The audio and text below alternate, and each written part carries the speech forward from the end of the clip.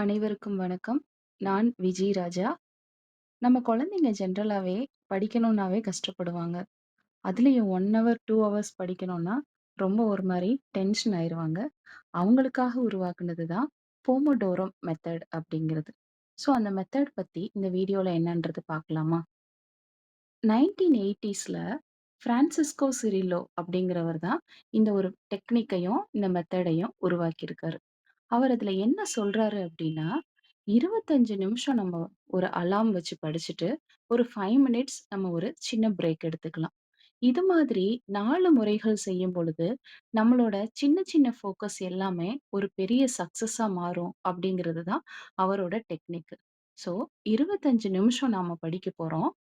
5 நிமிடங்கள் ஓய்வெடுக்க போறோம். இதே மாரி 4 முறை செஞ்சுட்டு, நம்ம ஒரு 15 முதல் ஒரு 20 நிமிஷங்கள் வரையும் ஓய்வு எடுக்கும் பொழுது, நம்ம படிச்ச களைப்பும் இருக்காது. நம்ம நெறைய படிச்சுட்ட மாதிரியான விஷயங்களும் அங்க நடக்கும். ஸோ, இந்த ஒரு டெக்னிக்க நீங்க வந்து யூஸ் பண்ணி பாருங்களேன். 4 முறை முடிச்சுட்டா, நம்ம குழந்தைங்களுக்கு ஒரு சின்ன சின்ன கிஃப்ட் குடுக்கறது மூலமா, அவங்கள நாம என்கரேஜ் பண்ணலாம். இத யாரெல்லாம் யூஸ் பண்ணலாம் அப்படின்னு பார்த்தீங்கன்னா, ஸ்கூல் போற குழந்தைங்க, டீனேஜர்ஸ் யூஸ் பண்ணிக்கலாம். அதே மாதிரி ஆஃபீஸ் போற பீப்பிள் யாரா இருந்தாலும் ஒரு சின்ன சின்ன டாஸ்க்க நம்ம அச்சீவ் பண்ணும் பொழுது, நம்ம ஒரு பெரிய வேலைய சக்சஸ்ஃபுல்லா முடிச்ச மாரி இருக்கும். இந்த டெக்னிக் உங்களுக்கு பிடிச்சிருந்தது அப்படின்னா, நீங்க கமெண்ட்ல இத பத்தி ஷேர் பண்ணுங்க. இந்த வீடியோ பிடிச்சிருந்ததுன்னா, நீங்க சப்ஸ்கிரைப் பண்ணுங்க.